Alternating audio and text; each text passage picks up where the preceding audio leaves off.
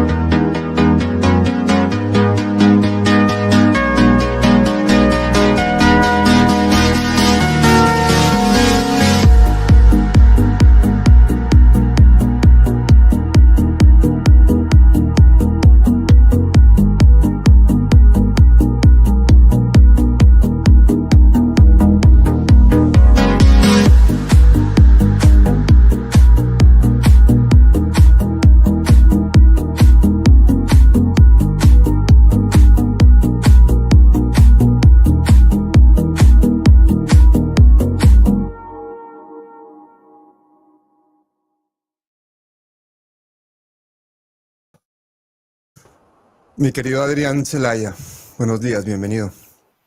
Hola Pablo, buenos días. Ya sabes que yo siempre encantado de estar contigo y con palabras mayores, ¿no? Terrible que tengamos que hacer este vídeo, Adrián. Yo tenía programado hacer un vídeo para Colombia sobre problemas históricos que hemos tenido, relacionarlo con la coyuntura actual. Y tenemos que ser desplazados por esta noticia tan tremenda de este ataque que ha producido Israel sobre Irán, que ataca no solamente a la cúpula militar, sino a instalaciones nucleares y que nos pone a las puertas de un conflicto pues bastante grande a nivel regional, pero con una posibilidad de extenderse a un conflicto de nivel mundial. Entonces, una de las voces más reconocidas, digamos más aquilatadas y más objetivas para valorar esto eres tú. Así que es un privilegio tenerte aquí para que nos cuentes cuál es tu primera impresión sobre lo que está sucediendo. Bueno, yo diría que la primera impresión, si lo queremos resumir de alguna forma, es de alarma, porque no es desde luego un ataque más, no es como otros ataques que se han producido desde Israel contra Irán. Esto tiene una dimensión y un impacto que nos sitúa, digamos, mucho más cerca de un altísimo peligro de un conflicto a otros niveles, ¿no? El aspecto positivo de la situación actual es que todo parece indicar que tanto en el bloque emergente como en Estados Unidos tenemos, digamos, unas cabeceras, unos liderazgos que no están apostando por ese tipo de conflicto a nivel mundial. Es decir, que están tomando en general, aparentemente, medidas para evitar que ese tipo de conflictos se produzcan, tal como lo estamos viendo pues, alrededor de lo que ha sucedido en Ucrania, etcétera, ¿no? Esa es, digamos, la barrera, ese es el aspecto positivo, ¿no? Pero, claro, lo que ha sucedido hoy nos sitúa muy al borde del precipicio, digamos. Es decir, estamos hablando no solo de ataques contra las instalaciones nucleares, ahora Israel ha empezado también a atacar puertos, ha descabezado la cúpula militar de Irán, estamos hablando del comandante en jefe de la Guardia Revolucionaria, del jefe de Estado Mayor, de varios generales, ¿no? Estamos ante un ataque cuya respuesta, por muy moderada que intente ser, va a ser muy difícil que sea una respuesta contenida. Va a ser muy difícil. Y esta es la clave, porque Irán hasta ahora a los ataques de Israel ha respondido de forma, sí, efectivamente contenida, puede ser la palabra adecuada, más o menos proporcional. A veces ha anunciado que iba a responder y no ha llegado a responder, precisamente porque Irán no está interesado en la generalización del conflicto y el gobierno de Israel sí, ¿no? Y esto nos crea un contexto que de alguna forma es comparable con lo que está sucediendo en Ucrania, en este caso entre las potencias belicistas occidentales y Rusia, ¿no? Pero yo creo que analizar esto sin interrelacionar los dos conflictos es complicado. Es muy posible que estemos hablando ante tentativas similares de generar una escalada por distintas fuerzas interrelacionadas, tanto en Europa como en Oriente Medio. La situación, desde luego, que se ha creado es muy difícil y tenemos incluso las últimas declaraciones de Donald Trump son realmente preocupantes, ¿no? Al respecto. Las tenemos aquí mismo en imagen si quieres proyectarlas, ¿no?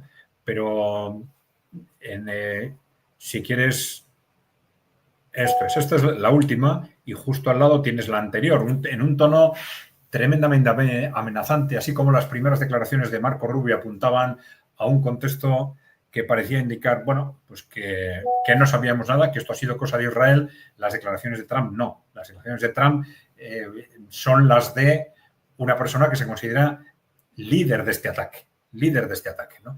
Y tenemos, es en inglés, pero bueno, está diciendo, hace 2 meses le di a Irán un ultimátum de 60 días para llegar a un acuerdo. Debían haberlo aceptado. Hoy es el día 61. Les dije lo que tenían que hacer, pero no fueron capaces de hacerlo.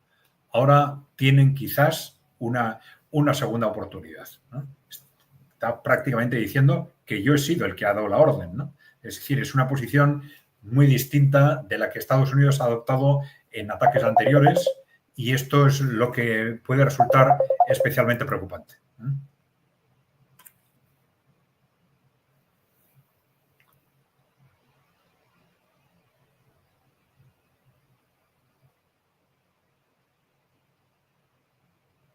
Sí, Pablo, no te oigo, no sé si... Te decía que no entiendo por qué Marco Rubio sale a negarlo en primera instancia. Es tal vez para tratar de darle la oportunidad a Irán de no atacar bases norteamericanas y no escalar el conflicto hacia los Estados Unidos.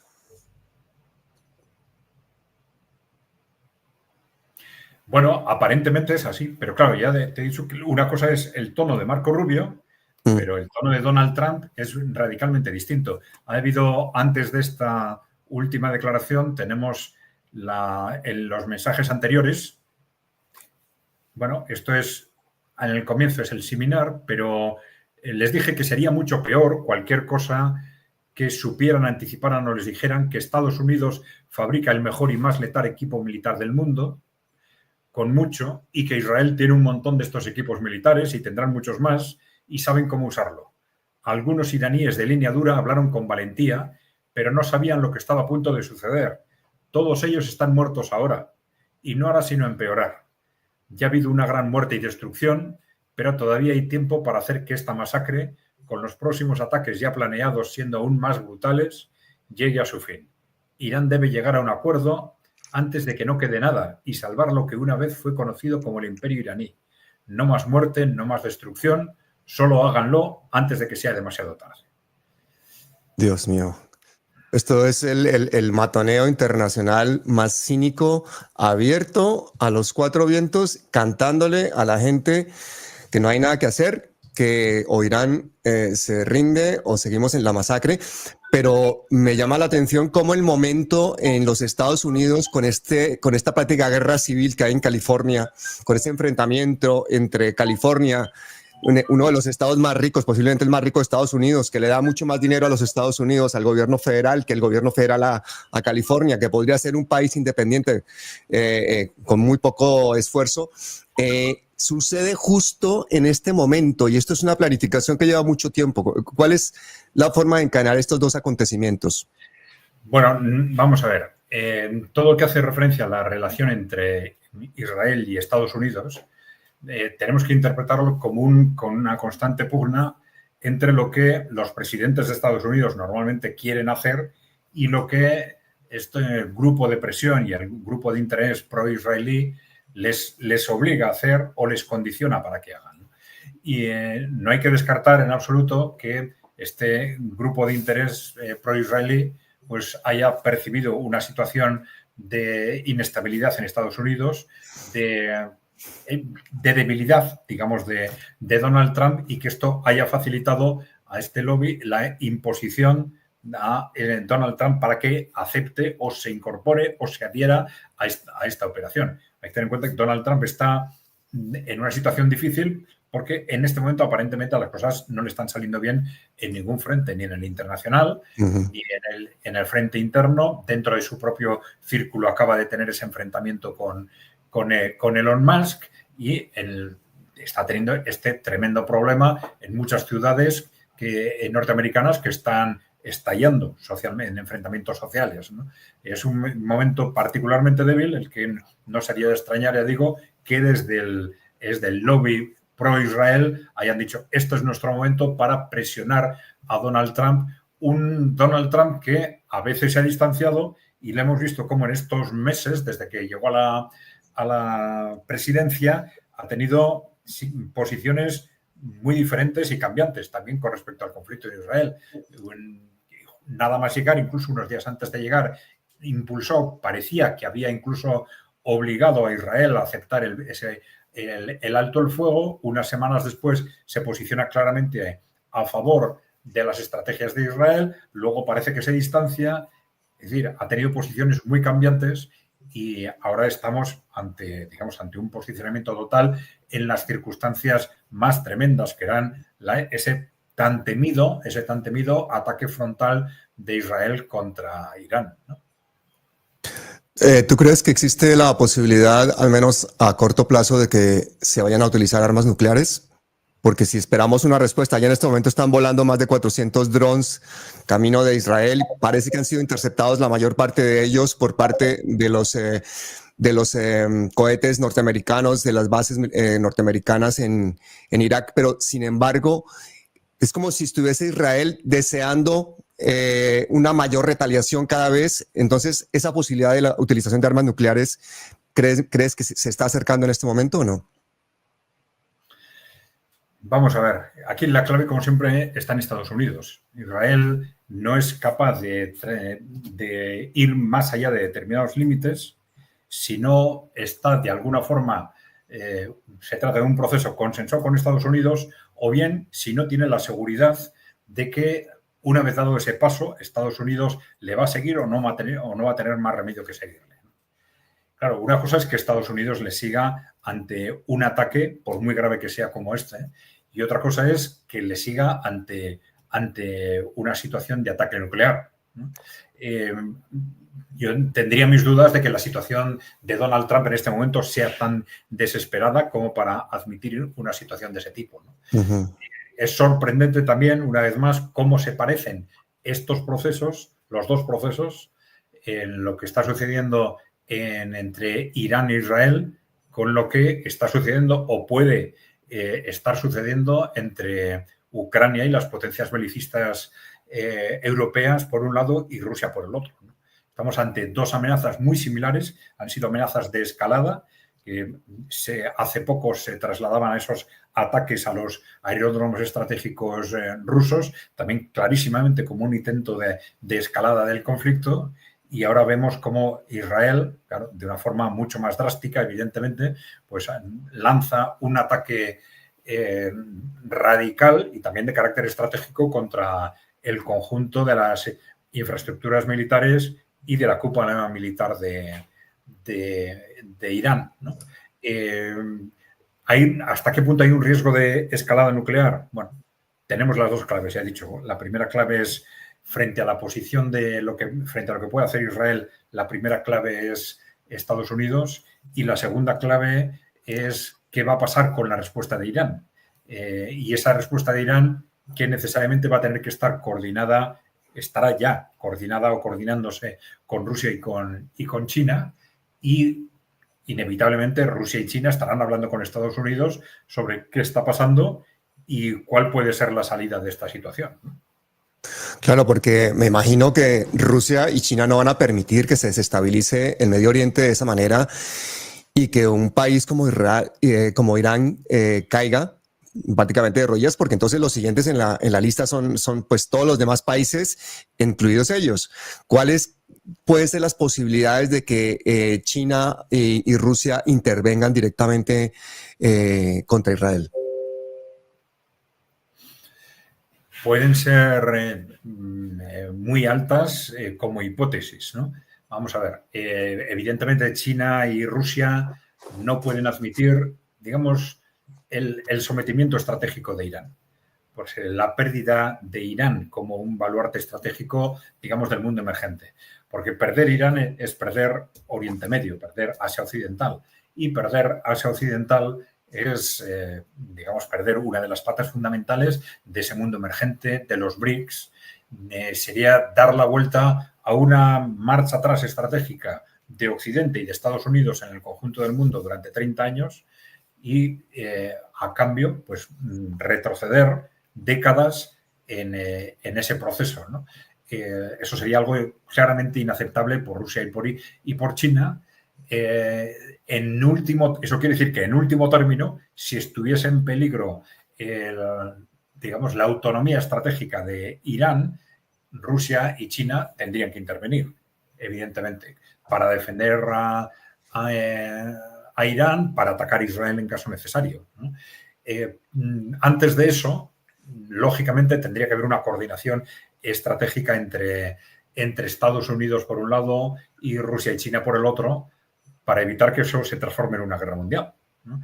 Que hay que pensar que ninguno de los líderes de esos países quiere que se produzca, ¿no? La cuestión es por qué eso no ha sucedido antes, ¿no? ¿Por qué se ha llegado a esta situación? La mayor o menor contención que se ha producido hasta ahora en los ataques, porque ahora no se produce, es simplemente una consecuencia de la debilidad coyuntural de Donald Trump, o hay algo más. ¿Qué ha pasado en la interlocución entre Donald Trump, Rusia y China? ¿Ha fallado esa interlocución y eso ha permitido esta escalada? Eso lo vamos a ver seguramente con la respuesta de Irán y viendo hasta dónde llega esa respuesta y en los sucesivos movimientos, por supuesto. Yo insisto mucho con el momento tan especial, porque en Estados Unidos en un montón de ciudades hay protestas contra Trump. El tipo ha sacado la Guardia Nacional, la ha mandado a California, masivo desembarco de un autoritarismo ya exagerado por parte de Donald Trump, un gobernador de California que se revela, que le dice, venga, apréseme. Protestas por todo el país, las fuerzas de labor de California, la mitad de los habitantes allí son latinos y dependen muchísimo de este estado absurdo de deportaciones de sin papeles, principalmente mexicanos. ¿No es una forma también lanzar este ataque por parte de Israel, una forma de intentar reunir al público norteamericano o a los norteamericanos en un sentido, con un mal mayor al que hay que darle prevalencia y de esta forma controlar aún mayor, de forma más, digamos, férrea a la población rebelde en California, a las protestas en tantas ciudades en los Estados Unidos?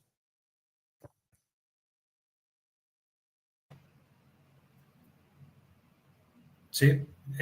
Pablo, ¿estás ahí? Se ha cortado un momento nada más. No sé si me oyes. Sí, te oigo. ¿Dónde te quedaste? No sé si escuchaste toda la pregunta. No, el final, los últimos 10-15 segundos me han fallado. Solo te preguntaba si no está utilizando este ataque de Israel, que por supuesto ha sido coordinado con Estados Unidos y además desde hace mucho tiempo, ¿no lo está utilizando Trump como un mal mayor para él solucionar el problema que tienen los Estados Unidos de rebeldía, de saqueos, de plantones, de protestas en tantas ciudades y especialmente en California?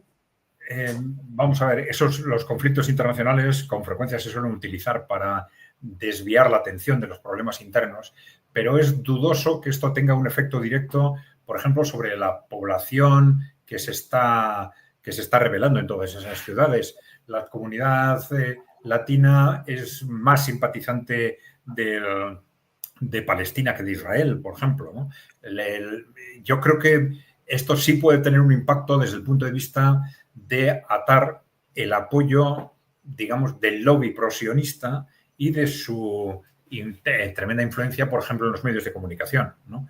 Es decir, a efectos de conseguir, por ejemplo, que los medios de comunicación no se posicionen tan agresivamente, que mayoritariamente son anti-Trump dentro de Estados Unidos, no se posicionen tan claramente en contra de Trump dentro de ese conflicto interno, o que tengan una posición intermedia o incluso favorable, más o menos favorable a Trump dentro de ese conflicto, ¿no? Yo creo que eso sí sería una baza muy claramente que es el lobby sionista puede haber puesto encima de la mesa a efectos de sacar a Donald Trump de ese conflicto interno a cambio de su tolerancia o su aceptación de este salvaje ataque contra Irán en Oriente Medio.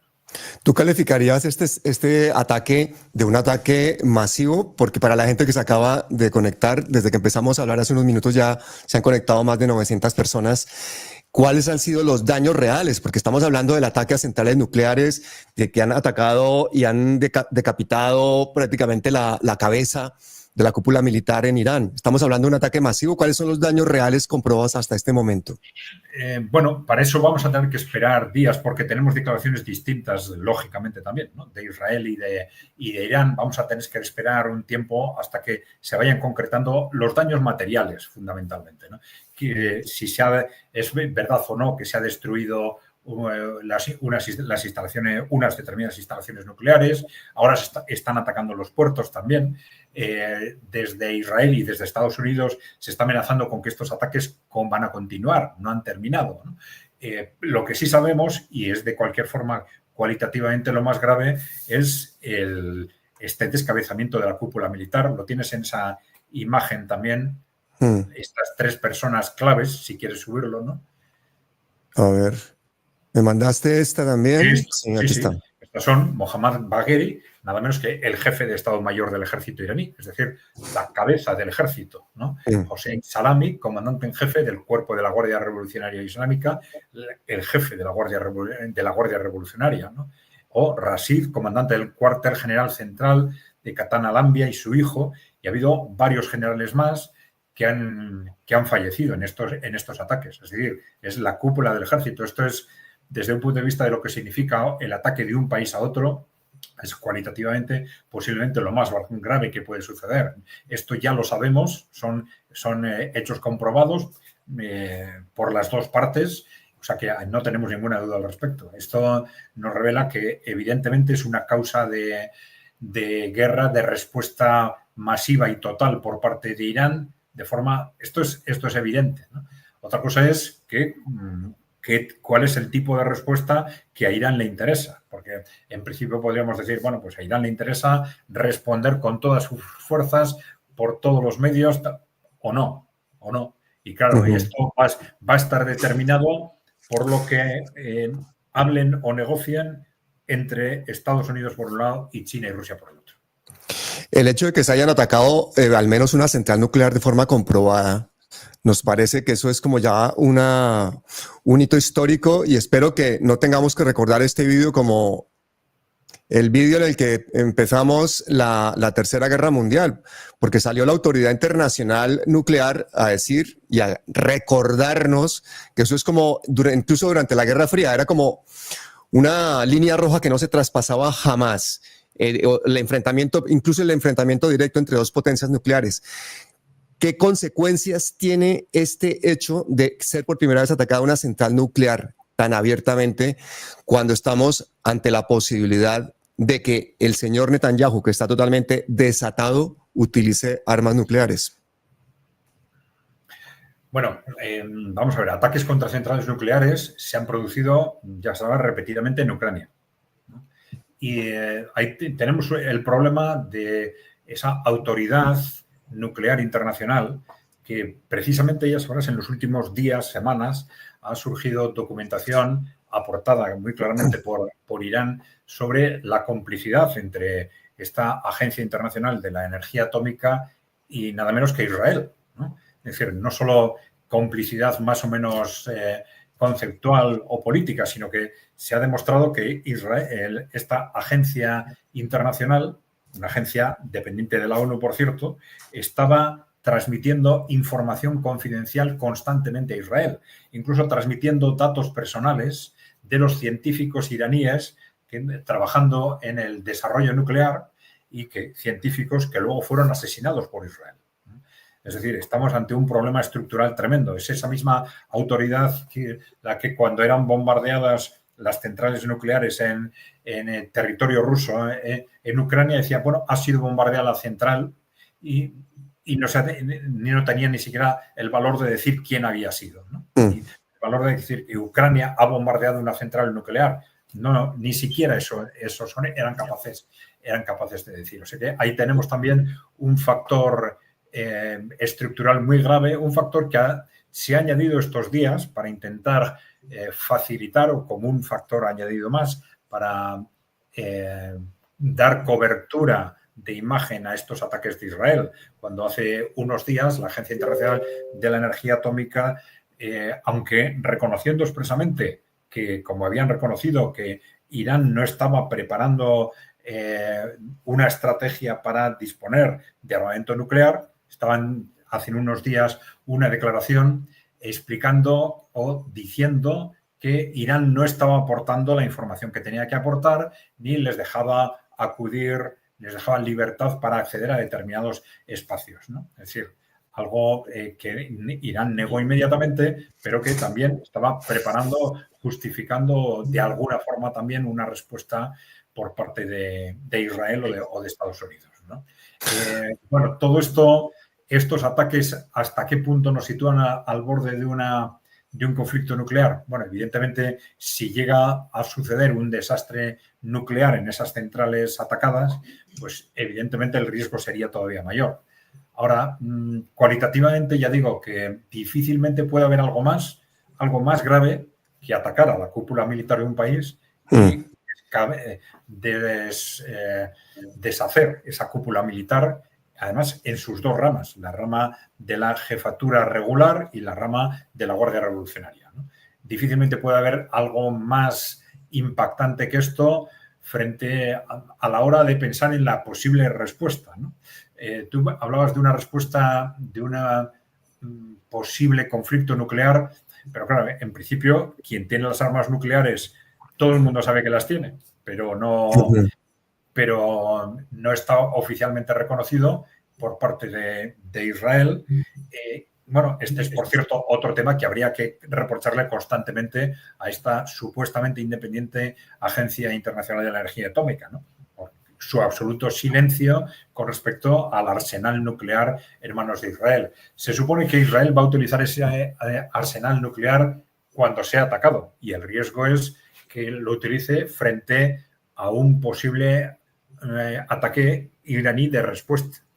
Irán ya demostró en los ataques del año pasado, del 2024, que tiene capacidad de llegar a todo Israel, si quiere, ¿no?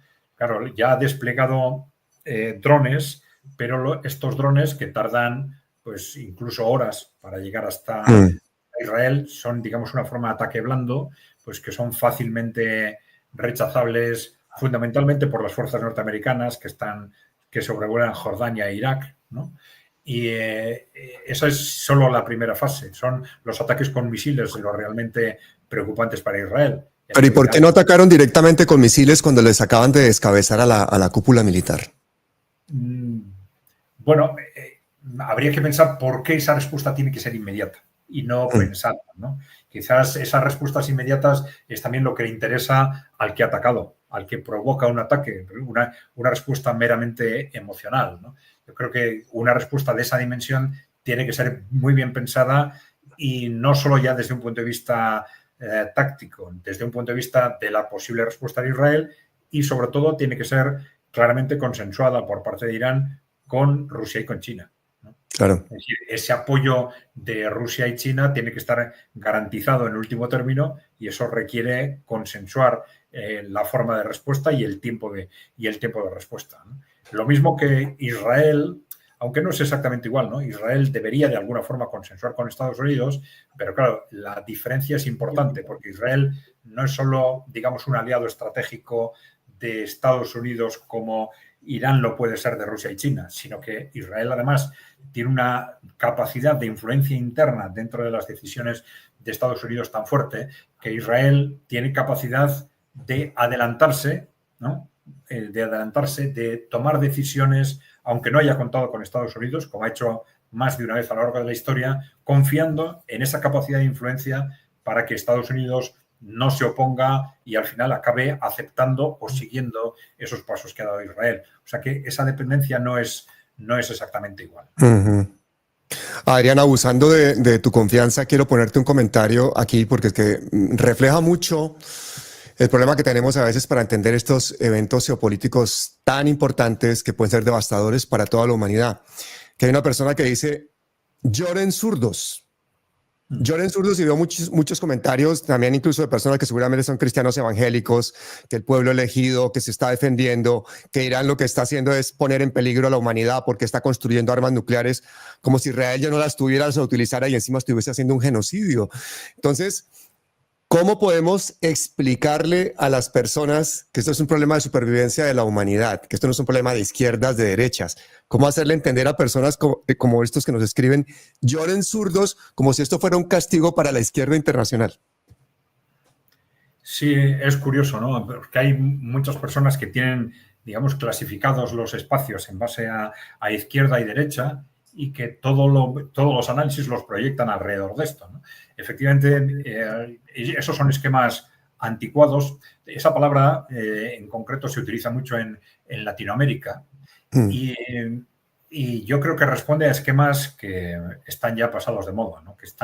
Responden, esto es muy evidente ya en Europa, ya nadie sabe lo que quiere decir izquierda y derecha, se utilizan de forma distinta en cada caso y esas palabras al final se convierten en palabras engañosas. Se trata de defender a la gente o defender a las élites que están contra la gente. Esta es la cuestión. Exactamente. Entonces, y le llamemos de una forma o le llamemos de otra, ¿no? Entonces, bueno, defender a la gente, ¿qué es? Bueno, claro, en el contexto de Oriente Medio es, por un lado, como tú has dicho, evitar una guerra nuclear, evidentemente, en este caso, ¿no? Y otra cosa es analizar en el conflicto qué es lo que realmente sucede, ¿no? Claro, en el caso de Irán, pues muchas veces se les ha reprochado pues, posiciones radicales. Por ejemplo, bueno, también en el mundo occidental, pues tendemos muchas veces a ridiculizar o a cuestionar países que son de otra cultura o de otra religión, ¿no?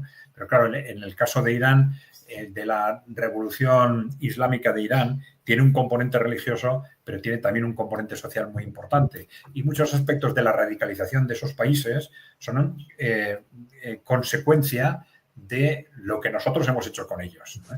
Es decir, no hay más que recordar lo que han sido las distintas experiencias que desde los años 50, 60, 70, 80, 90 surgieron en distintos países árabes e islámicos con gobiernos laicos y progresistas, ¿no? Que realmente supusieron avances de todo tipo en esos países, en el ámbito social, también desde el punto de vista del laicismo, del respeto de la individualidad, etcétera, y que uno tras otro han sido y fueron destruidos por Occidente, ¿no? Entonces, es esa destrucción de esos regímenes laicos por parte de Occidente lo que llevó a los pueblos de los países musulmanes a volcarse en los movimientos religiosos, ¿no? Y esa es la razón del éxito en las últimas décadas de esos movimientos religiosos, de que es, digamos, la proyección que los países, que la población de los países musulmanes ha visto frente a ese continuo abuso por parte de Israel y por parte de Estados Unidos, ha dicho, pues que ahora estos son los únicos que pueden defendernos, ¿no? Entonces, a la hora de analizar la realidad de esos países, yo creo que es imprescindible tener en cuenta esto, ya sin entrar, evidentemente, en lo que supone ese agravio histórico ya de 80 años de la construcción de un Estado anteriormente inexistente, echando progresivamente a los pueblos palestinos de su territorio y atacando continuamente a los países del entorno que no se plegaban a los intereses estratégicos de Israel y de Estados Unidos, ¿no? Claro, el que quiera analizar eso desde el punto de vista de izquierdas o de derechas, porque Israel se lleva bien con los que en mi país son de derecha o Irán se lleva bien con los que en mi país son de izquierda, bueno, es un planteamiento absolutamente primitivo, absurdo y ridículo. Primitivo, como la gente que piensa que esto se va a solucionar con más armas y con más guerra. Ese es el pensamiento peligroso que yo creo que en este momento en Europa impera, ese militarismo, ese gasto militar exagerado, ver cómo se siguen haciendo tratos, convenios comerciales con Israel, cómo por una parte se condena con la boca pequeña el genocidio, pero por otra parte se sigue comerciando con Israel abiertamente. En el caso de España, ¿cómo interpretas tú esa política europea tan sumisa al sionismo? Bueno, vamos a ver. Yo creo que el factor clave, en parte lo hemos comentado, es decir, el sionismo tiene una enorme fuerza política dentro de Europa y dentro de Estados Unidos. En Europa, bueno, pues hay un sector corporativo clarísimamente alineado con con el sionismo, con el Estado de Israel. Bueno, el caso de los Rothschild es bien conocido, es decir, y reconocido por ellos mismos, ¿no? Su implicación en la construcción del Estado de Israel. Creo que es el Senado de Israel y el Tribunal Supremo de Israel trabajan en edificios que fueron financiados y regalados por la Casa Rothschild, y tienen unas placas allí en el propio edificio reconociéndolo, ¿no? Y claro, los Rothschild tienen un poder inmenso, por ejemplo, en el Reino Unido y en Francia, ¿no? Tiene una influencia política tremenda. Ese es un factor. Y el otro factor es que Israel es un aliado estratégico de esos países occidentales, ¿no? Un aliado estratégico que les ha servido para proyectar en buena parte su influencia sobre Uy, se te ha quedado congelado. Bueno, yo no sé usted cómo están. Yo estoy realmente consternado con esta noticia. La gente que está toda en el chat, más de 1.200 personas conectadas, díganme ustedes desde dónde se conectan y cómo han recibido esta noticia. Algunos veo que se están enterando por primera vez a través de este programa, de este ataque, de la magnitud de este ataque, porque estamos hablando de un ataque sobre centrales nucleares. Seguramente hay mucha población civil afectada, no se saben con exactitud los daños, pero el hecho de que haya una central nuclear atacada ya implica, mira, ya regresó Adrián. Adrián, perdona, que se te cortó. Sí. No sé si es mi conexión, pero vamos a ver.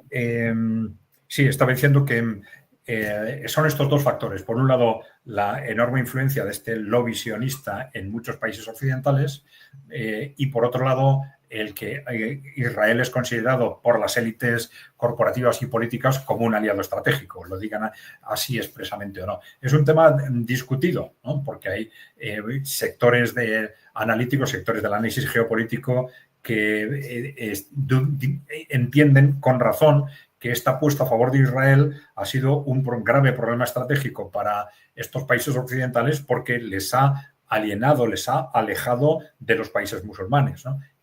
Estratégicamente para ellos podrían tener mucha más importancia que tener un aliado en un país tan pequeño como Israel. Este es un tema por eso discutido. Pero bueno, de cualquier forma son estos dos factores, ¿no?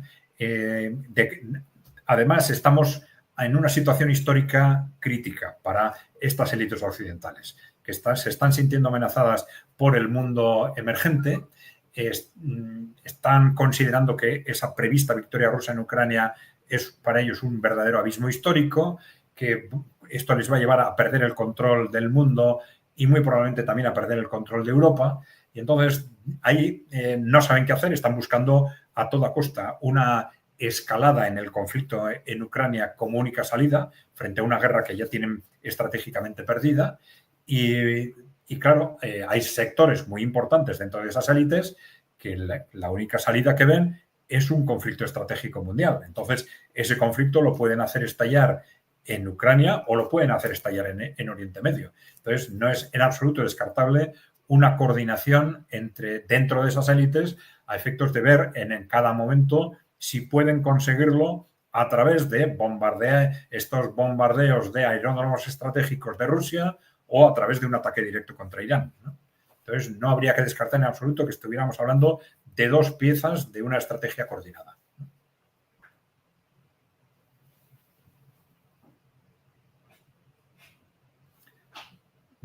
No te oigo.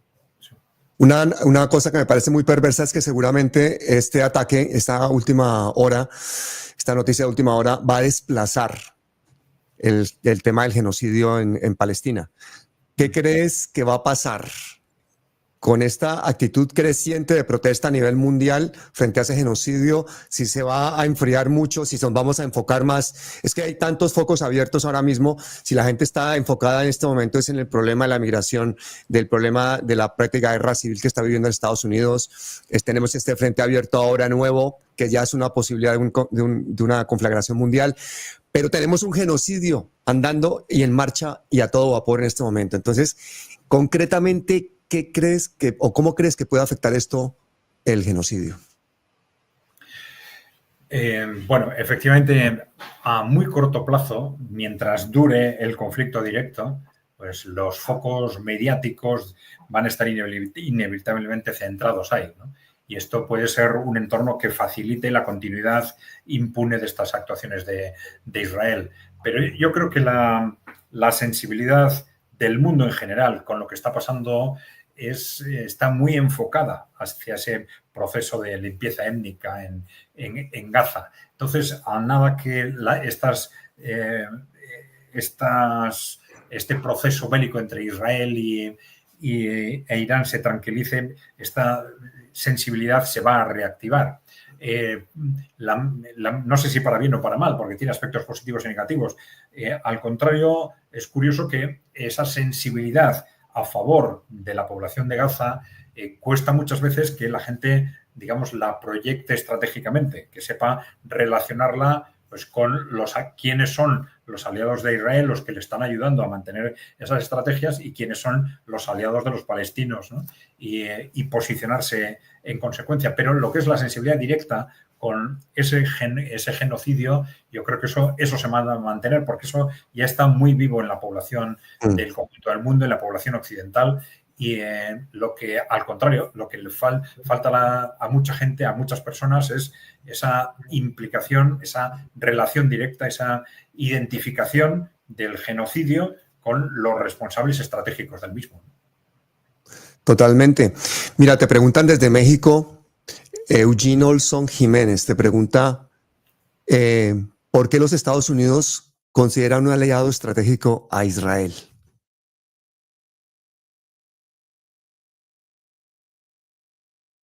Hola, hola. Se congela de nuevo la señal. Vamos a ver si nos contesta Adrián esta pregunta, me parece importantísima, gente. ¿Por qué Estados Unidos considera un aliado estratégico a Israel? Estamos hablando de una relación muy, muy estrecha entre dos países y el lobby que hace Israel en los Estados Unidos es importantísimo a todo nivel, a nivel de la banca, a nivel de las corporaciones militares, a nivel de Hollywood, a nivel de la cultura, tanto así que ustedes han podido ver cómo impera absolutamente una narrativa a favor de Israel. Discúlpame. ¿Me oyes ahora? Recupero tu señal ahora. Discúlpame porque acabo de ver que tenía el VPN conectado. Y eso es pecado mortal en una conexión. No te preocupes, no te preocupes. Con lo cual, la señal nos estaba yendo quizás hasta Japón y volviendo otra vez. Ya decía yo, te han hecho una pregunta de México que yo creo que como con esa pedagogía tan importante que hay que hacer, no todo el mundo está atento a los desarrollos geopolíticos, las cosas se complejizan tanto que a veces mucha gente cuando te escucha a ti en Negocios TV o en alguna televisión internacional haciendo un análisis geopolítico, quisiera hacerte preguntas como la que hace esta persona aquí, que es Eugene Olson, que es, por ejemplo, ¿por qué Estados Unidos considera a Israel un aliado estratégico? ¿Por qué? Bueno, en principio, el argumento es que para Estados Unidos el control de Oriente Medio es estratégico. El control de Oriente Medio y de los países musulmanes en general, ¿no? Y Israel ha sido una pieza fundamental para ese control.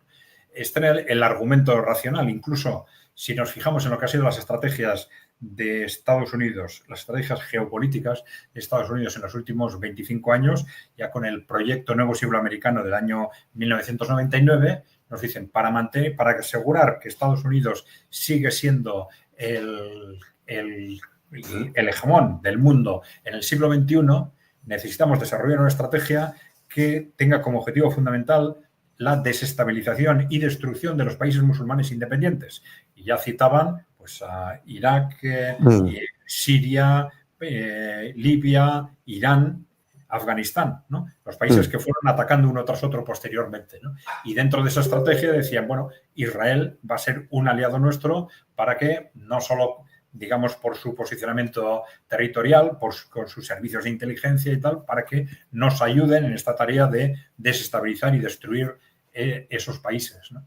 Pero claro, a la inversa, la realidad es que esa estrategia hasta ahora ha fracasado, es decir, que esto le salió muy mal a Estados Unidos. Algunos dicen que esto le llevó a perder 2 décadas a Estados Unidos en sus estrategias geopolíticas, porque la idea de esa desestabilización de los países musulmanes es que luego este mundo musulmán sirviera como un instrumento para desestabilizar Rusia y China, sobre todo las regiones musulmanas de Rusia y China, ¿no? En lugar de atacar directamente a estos dos países, ¿no? Y claro, esto le ha salido mal a Estados Unidos. Algunos dicen, esa estrategia es la que ha dado tiempo suficiente a Rusia y a China para fortalecerse y hacer imposible ese ataque directo de Occidente, ¿no? Pero claro, hay una contraversión. Es que dice, bueno, esto es lo que esa argumentación que utilizaban este tipo de informes como el del nuevo proyecto para el nuevo siglo americano, etcétera, en realidad lo que han hecho es engañar al ejército y al gobierno de Estados Unidos, porque en realidad lo que esconden es una estrategia de neocons muy ligados a Israel, que en realidad han utilizado a Estados Unidos y han utilizado ese argumento geopolítico como un pretexto para que Estados Unidos fuera destruyendo uno tras otro a los enemigos de Israel. A los enemigos de Israel, que efectivamente eran pues Irak en un momento determinado, Siria, Irán.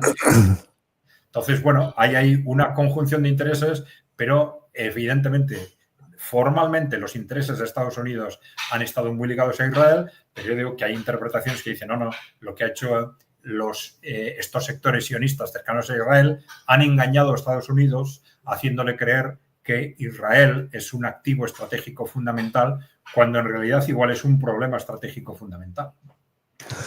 Adrián, una cosa que le llama mucho pues la gente, claro, mucha gente se entera de estas noticias por los grandes medios de comunicación, por las televisiones, por los periódicos. Entonces, la gente que, por ejemplo, lea El País va a encontrarse un titular que pone última hora del conflicto en Oriente Próximo en vivo. Trump advierte a Irán de nuevos ataques aún más brutales si no pacta sobre su programa nuclear. Y por otra parte, en otros medios escuchan que lo que ha hecho Israel es un ataque preventivo. Entonces, ¿cuál es el papel de la narrativa para que la gente esté confundida? ¿Cómo podemos informarnos? ¿Qué canales hay que seguir? Porque esto, además de todo, tiene pues una guerra cultural que es la parte importante que mantiene a la gente sin saber qué hacer, sin saber qué pensar, mientras suceden guerras y genocidios y la humanidad con los brazos cruzados. Sí, bueno, vamos a ver, el concepto de ataque preventivo, bueno, es algo que se puede utilizar siempre, sea real o no. Basta con que yo diga que, bueno, tengo miedo de que ese otro país me vaya a atacar en el futuro para justificar o intentar justificar así un ataque supuestamente preventivo. Pero claro, no hay que olvidar cuál es la realidad objetiva si se está pensando en ese riesgo, supuesto riesgo de que Irán accediera a tener armamento nuclear. Pues la realidad objetiva es que quien tiene armamento nuclear masivo es Israel, ¿eh? Y que está haciendo uso de ese armamento, de la amenaza de ese armamento nuclear y de su influencia sobre Estados Unidos para avasallar, no ahora, otra vez durante 80 años de forma continua a los palestinos y a los países del entorno, ¿no? Con respecto a las declaraciones de lo que decías del país, bueno, es una descripción de lo que ha dicho Trump o no ha dicho, pero es que lo hemos recogido nosotros, eso es acudir a las fuentes, ¿no? Evidentemente, Truth, la red social que utiliza Donald Trump, que es Truth Social, pues evidentemente ha recogido estas declaraciones y efectivamente estas amenazas de Donald Trump son ciertas. Es decir, Trump ha asumido una posición vamos a decir, de cabecera o de dirigente, de protagonista de esta operación de Israel, con esas declaraciones, tanto al pasado, haciendo referencia a que ya hace 2 meses que les advertí que tenían 60 días para tomar una decisión, para aceptar el marco que se les estaba proponiendo, y como cara al futuro, diciendo o se pliegan o va a haber más, ¿no? Ya ha dicho, también Israel lo ha dicho, que es una operación en curso que puede durar días o incluso semanas, que estos ataques van a continuar. No sé si has visto las imágenes que nos llegan en los últimos minutos de Teherán, los bombardeos. Aquí tiene que haber población civil y bajas civiles ya de entrada, pero no se publican y no sabemos qué está pasando exactamente en eso. Estas guerras asépticas en las que la gente puede en un momento dado informarse con una versión o con otra, y a la vez tenemos todos los canales de entretenimiento, tenemos nuestros problemas personales, tenemos además esa psicología que nos intenta hacer evitar estos contenidos que son desagradables para poder seguir con nuestras propias vidas.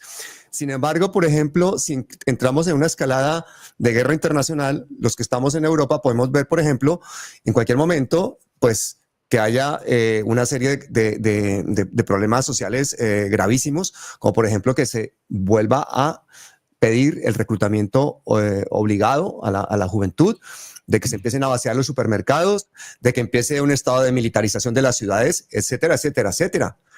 ¿Cómo conseguimos de alguna manera alertar a la gente sin que cunda el pánico, pero que a la vez se den cuenta de que en sus propias decisiones personales y en su vida diaria van a vivir las consecuencias de algo que les parece muy lejano, Adrián? Sí, bueno, yo creo que les parece muy lejano, pero cada vez menos lejano, ¿no? Es decir, porque lo que hace unos años advertíamos y, bueno, sonaba, pues bueno, bastante hipotético, bastante irreal, yo creo que se está acercando muy rápidamente, ¿no? A medida que nuestros propios gobiernos empiezan a hablar de incrementos del gasto militar, nos dicen un día que, bueno, incremento del gasto militar, pero esto no va a afectar a los servicios sociales. Ahora ya nos empiezan a decir que sí, evidentemente va a afectar a los servicios sociales. Nos hablaban de incrementar el gasto militar al 2%, ahora están hablando del 5% sobre PIB. Es decir, hay una serie de movimientos que claramente están acercando al ciudadano, le están haciendo cada vez ver más de cerca los riesgos del impacto económico, del impacto social y del impacto físico que puede tener esta escalada, ¿no? Ya más de cerca, es que esto se está produciendo a todos los niveles, ¿no? Había un comentario esta misma semana a raíz de estos ataques contra aeródromos rusos y de la posible respuesta de Rusia, que ya ha acusado directamente en concreto a Gran Bretaña, ¿no? A Gran Bretaña como coautor de estos ataques. Es evidente que Rusia está ya legitimada desde el punto de vista del derecho internacional para atacar Gran Bretaña. Bueno, no hubiera estado tan bien con las provocaciones anteriores, pero ahora lo han dicho de forma muy directa los propios responsables rusos y Lavrov en concreto, ¿no? Bueno, en ese contexto yo creo que es muy evidente que todas estas empresas que, por ejemplo, muy alegremente habían empezado a hacer referencia a que a lo mejor que modifican su actividad o empiezan a introducirse en el sector armamentístico, aprovechando que va a haber mucho dinero en este sentido, pues, por ejemplo, para que empiecen a plantearse también que a lo mejor están poniendo sus plantas y a sus trabajadores en peligro porque les están convirtiendo en objetivo directos de los primeros ataques, ¿no? De los primeros ataques en ese posible intercambio misilístico que podría producirse en cualquier momento en caso de estallido, ¿no? Yo creo que la gente lo está viendo cada vez más cerca, pero claro, lo que nos falta en Europa son organizaciones. Salvo en países muy concretos, el problema, porque, por ejemplo, difusiones o personas que como tú difunden información alternativa y real a través de Internet, hay muchas, ¿no? Y hay muchas personas que están recibiendo, informándose de forma constante a través de estos canales, pero lo que les falta a estas personas es dar el paso de no dejar Internet, sino además de Internet, ir a la calle, interrelacionarse con otras personas, construir organizaciones de peso, ¿no? Porque en su momento la defensa de los ciudadanos frente al poder estuvo muy protagonizada por el movimiento obrero, ¿no? El movimiento sindical y el movimiento obrero político, pero que es un movimiento que lamentablemente durante las últimas décadas ha sido prácticamente en su totalidad secuestrado por el poder, ¿no? Entonces, los ciudadanos necesitan, bueno, en algunos países ya existen movimientos realmente alternativos para defenderlos, pero en otros países no existe. Entonces, hay que crearlos o tienen que detectar en su alrededor si existen esos movimientos, apoyarlos, porque al final la fuerza de los ciudadanos es el número, ¿no? Entonces, claro, de esta situación nos puede sacar o bien los países emergentes que están claramente trabajando a favor de sus ciudadanos, esto es algo absolutamente distinto de los países occidentales, y entonces este cambio progresivo geopolítico que se está produciendo es lo que puede salvarnos, es decir, la influencia creciente de los países emergentes que de una u otra forma nos puede ir arrastrando y que seamos capaces de empezar a construir para resolver ese gran vacío que existe en los países occidentales y que es nuestro gran problema. Ese gran vacío en instituciones, en asociaciones, en estructuras que representen y defiendan realmente a los ciudadanos. Adrián, ¿y tú crees que Estados Unidos va a terminar una guerra civil? Porque que nunca habíamos visto las imágenes que estamos viendo esta semana de la Guardia Nacional llegando por miles convoys de armamento, de vehículos pesados, etcétera, hacia ciudades para controlar a una población que protesta precisamente porque están aplicando unas políticas migratorias totalmente fascistas. ¿Crees que va a terminar eso en una guerra civil? ¿Cómo analizas tú eso? Bueno, vamos a ver, de las revueltas sociales a las guerras civiles hay un cambio cualitativo muy radical, ¿no? Y ese cambio cualitativo depende del ejército. Es decir, realmente hay guerras civiles donde el ejército está dividido. Es muy difícil, o casi imposible, bueno, hay algunos casos de revolucionarios que han llegado a ese contexto, pero incluso las guerras civiles, por ejemplo, en el caso de Rusia, se produjeron después de que a través de la revolución, digamos, esas fuerzas sociales tomaran el poder, y después de haber tomado el poder se produce la guerra civil, pero ya una vez que se han hecho con el control del ejército esas fuerzas revolucionarias, ¿no? Pero normalmente las fuerzas sociales que se rebelan pues no pueden llegar mucho más allá de un enfrentamiento civil más o menos continuado, más o menos agresivo, ¿no? Para una guerra civil es necesario que el ejército esté dividido. Pero es que esto realmente sí sucede en Estados Unidos. El ejército está dividido, objetivamente, ¿no? Y está dividido, no sé si para bien o para mal, porque más que a favor del pueblo y a favor de las élites, son dos sectores de las élites los que controlan a esos dos sectores del ejército y los que, como consecuencia, pueden también manipular a esas revueltas, a esa dinamización social, ¿no? Pero efectivamente el ejército está dividido en Estados Unidos y esa es la base objetiva que puede hacer posible una guerra civil en Estados Unidos. Sí, es perfectamente posible. ¿Sí? Adrián, tú tienes un canal interesantísimo, Ekai Center. Yo quiero invitar a toda la gente que nos está oyendo a que se suscriba a Ekai Center. Vas a estar subiendo con frecuencia contenidos, tú subes las entrevistas que te hacen a nivel internacional en tu canal. Cuéntanos un poquito dónde te puede seguir la gente. Sí, la forma más directa, entiendo que los que nos estáis viendo os gusta ver vídeos, también hacemos un boletín, etcétera, pero bueno, para ver nuestros vídeos, la forma más directa es el canal de YouTube, que lo localizáis enseguida con Ekai Center, Ekai con K, Center con C.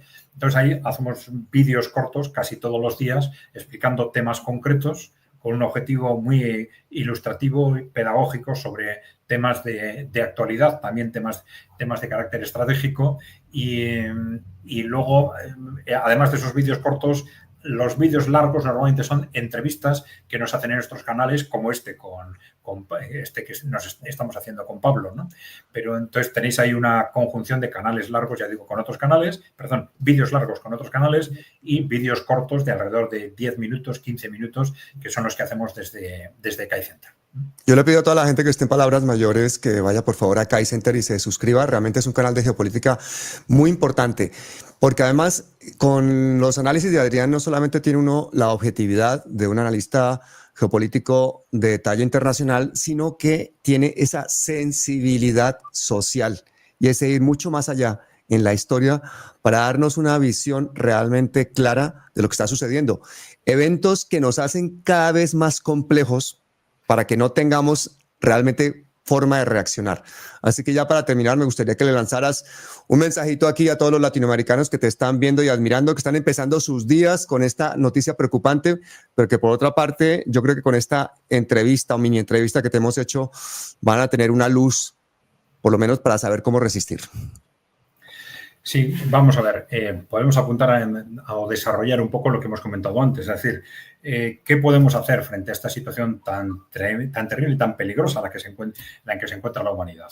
Bueno, primero, para informarnos, conseguir información, difundir información, para eso Internet es el canal ideal. Con Internet se pueden hacer muchísimas cosas que antes eran imposibles y las puede hacer una persona sola frente a Internet, ¿no? pero hay que dar el siguiente paso también. Hay que salir a la calle, hay que organizarse con otras personas, hay que crear asociaciones, hay que buscar qué asociaciones, qué grupos de personas en el ámbito político, en el ámbito social existen en nuestro entorno, apoyarlas. Y si no existen, crearlas. Muchas veces estas organizaciones muy grandes se han creado partiendo de 2, 3 conocidos que se han puesto de acuerdo entre ellos y han constituido el embrión del que luego ha ido desarrollándose. No hay que olvidar que el poder de la gente es el número. Frente a los poderosos que tienen dinero y con poca gente, pero mucho dinero, pueden hacer muchas cosas, el poder de la gente es aglutinarnos, juntarnos y que cada uno con su pequeño esfuerzo y con su pequeña aportación, sumados muchos esfuerzos, sin dejarnos manejar por el exterior, esto es muy importante, controlando esas organizaciones, seamos capaces de crear estructuras que defiendan a los ciudadanos a nivel interno de cada país y a nivel internacional. Muchísimas gracias, Adrián, amigo. Te deseo pues lo mejor para que sigas sano y ayudándonos a todos a estar en esta lucha por conocer la verdad para conseguir un mundo en paz. Así que muchísimas gracias y hasta siempre. Muy bien, Pablo. Un saludo. Gracias a ti.